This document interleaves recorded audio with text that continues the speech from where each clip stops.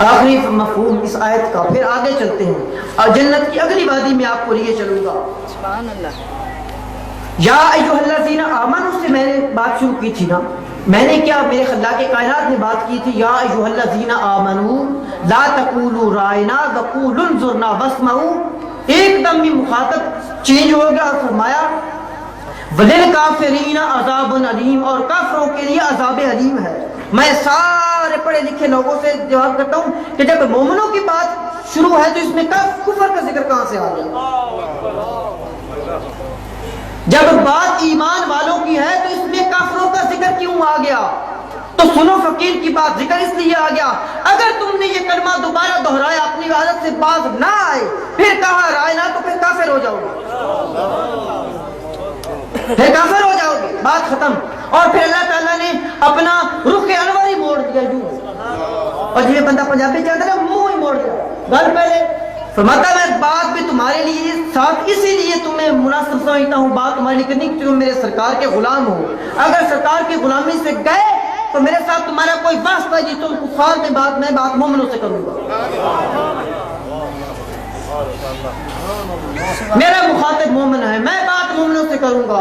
اگر تم نے دوبارہ یہ کلمہ دہرایا یعنی پھر کہا رائے نہ تو سمجھو تم کافر ہوئے, اور جب تم کافر ہو گئے تو سرکار اللہ فرماتا ہے میں نے اپنا چہرہ انوری تم سے موڑ دیا, میرا تم سے کوئی واسطہ ہی نہیں, میں بات مومنوں سے کروں گا, تم جاؤ جہنم میں. اور تمہارا ادب اور تمہارا احترام, تمہاری نمازیں, تمہاری حجیں, تمہاری زکاتیں جائیں جہنم میں. اللہ اعلان کر رہا ہوں اگلی آیت اسی لیے آپ کو بتاتا ہوں. میں نے کہا نا کہ تمہاری حجیں, تمہاری زکاتیں, تمہارے نوافل, تمہارے روزے, تمہاری جبے, تمہاری داڑیاں, تمہاری دستاریں سب جائیں جہنم میں, تم ایمان والے نہیں ہو. کیوں؟ چونکہ تم نے رسول اللہ کی گستاخی کی ہے. قرآن سے پوچھتے ہیں کہ یہ کیا الفاظ قرآن میں ہیں؟ آپ پوچھیں گے ہاں یہ الفاظ قرآن میں ہیں. اگلی بات میں چلے, اگلی آیت پہ چلیے. سورہ حجرات شروع یا ایھا الذین آمنوا لا تقدموا بین یدی اللہ ورسولہ. اے ایمان والو اللہ اور اس کے رسول سے کوئی پہل نہ کیا کرو کسی کام میں بھی. واتقوا اللہ, اللہ سے ڈرا کرو.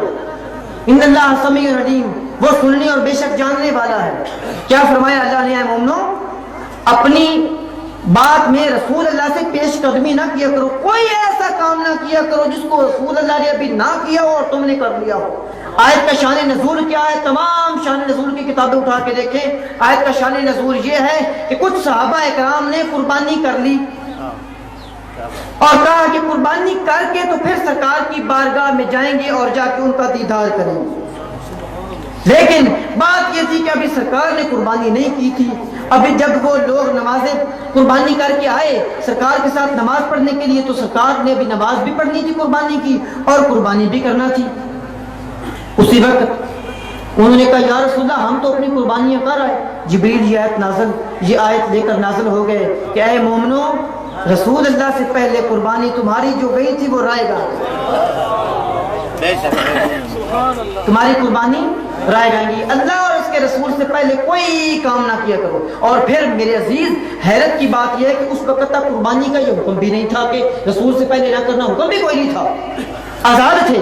گویا انہوں نے گناہ بھی نہیں کیا, صحابہ نے گناہ بھی نہیں کیا کہ سرکار نے منع فرمایا تھا. نہیں, ابھی تو قربانی کے احکامات ہی نہیں ہوتے تھے, وہ سورے لوگ آزاد تھے. ان کا بھی اچھا نظریہ تھا کہ ہم پہلے قربانی کرائیں گے پھر سرکار کے دیدار کے لیے جائیں گے. کام انہوں نے بھی اچھا کیا لیکن اللہ کی غیرت کو ناپسند آیا. فرمایا نہیں, ہوتا وہ کون ہے جو رسول اللہ سے پہلے کوئی کام کرے. اور پھر الفاظ کیا فرمائے, الفاظ فرمائے یا ایھا الذین آمنوا لا تقدموا بین یدی اللہ ورسولہ. اللہ اور اس کے رسول سے پہلے قربانی نہ کیا کرو. میں پوچھتا ہوں اللہ نے قربانی کرنی تھی؟ اس کے رسول نے کرنی تھی, اللہ نے قربانی نہیں کرنی تھی. اللہ اور چیز ہے نا, وہ اور ذات ہے, رسول اور ذات ہے. تو اللہ یہ کہنا چاہتا ہے کہ ذاتیں بے شک الگ ہے لیکن رضا ایک ہے.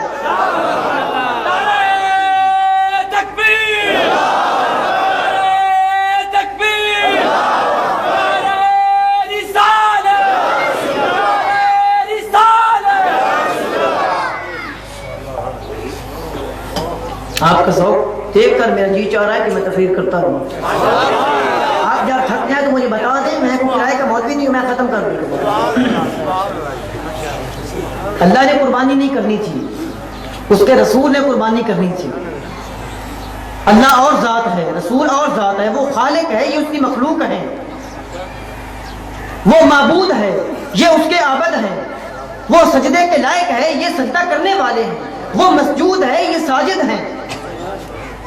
فرق بڑا ہے ذاتوں میں، لیکن یہاں کیا فرمایا؟ بین یدی اللہ و رسولہ، اللہ اور اس کے رسول سے پہلے قربانی نہ کرنا۔ مطلب یہ تھا کہ ذاتیں بے شک دو ہیں، لیکن رضا ایک ہے، محبت ایک ہے، ادب ایک ہے۔ جو اللہ کا ادب، اور نہ کہ صرف ادب ایک ہے بلکہ حکم ایک ہے۔ جو اللہ کا حکم ہے وہ رسول کا حکم ہے، اور جو رسول کا حکم ہے وہ اللہ کا حکم ہے، وہ اللہ کا حکم ہے۔ یہ سورہ بقرہ کی آیت نمبر 104 ہے۔ جتنی میں آپ کو باتیں بتاتا جاتا ہوں، آپ نے یہ گھر جا کے دیکھتے جانا ہے اور ان کا مزہ دوبارہ کرتے جانا ہے۔ یہ ساری زندگی میری باتیں آپ کو یاد رہیں۔ یہ لا تقولوا رائنا والی جو آیت تھی نا، وہ سورہ بقرہ کی 104 آیت ہے، اور یہ جو میں نے آپ پڑھی ہے یہ 26ویں سپارے کی سورہ حجرات ہے۔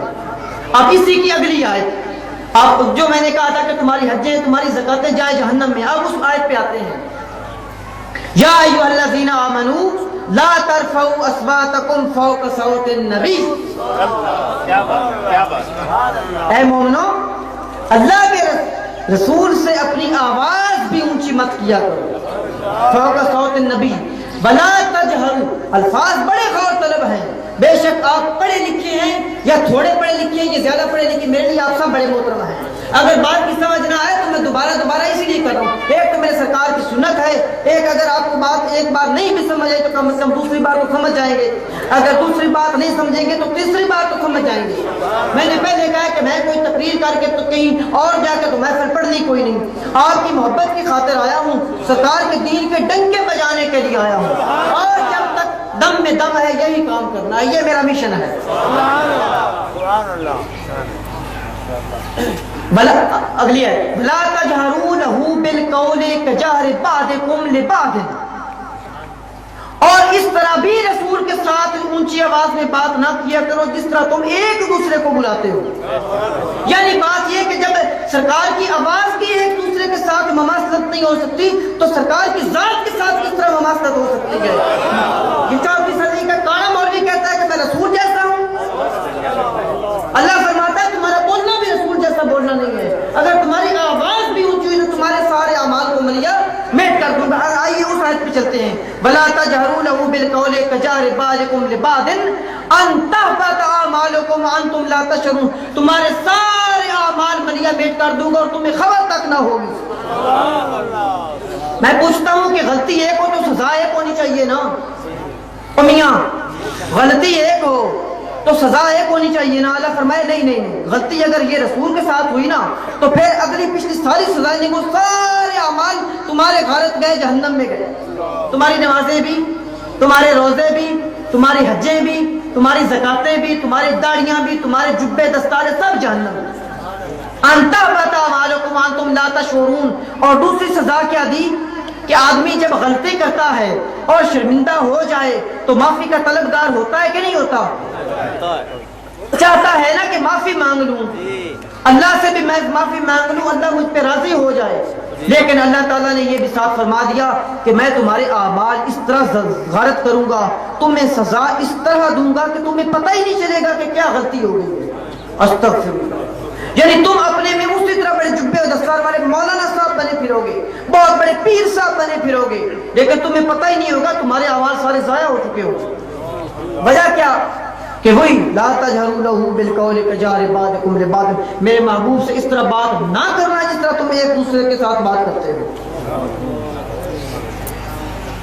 کہتے ہیں نا بڑے بھائی جتنا ادب کرنا چاہیے۔ حیف ہے تمہاری اس سوچ پہ، افسوس ہے تمہاری سوچ پہ۔ ہر بات کوئی ایک بار بھی اللہ بات کر دے تو کوئی کم ہے؟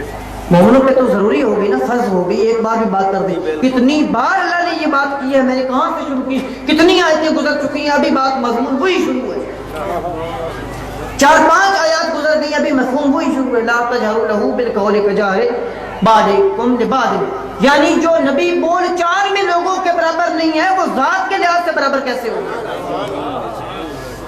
اس کا بولنا اور ہے، تمہارا بولنا اور ہے۔ وہ بولے تو وما ینطق عن الہویٰ ان ہوا الا وحی یوحیٰ، قرآن نے سند عطا کی ہے۔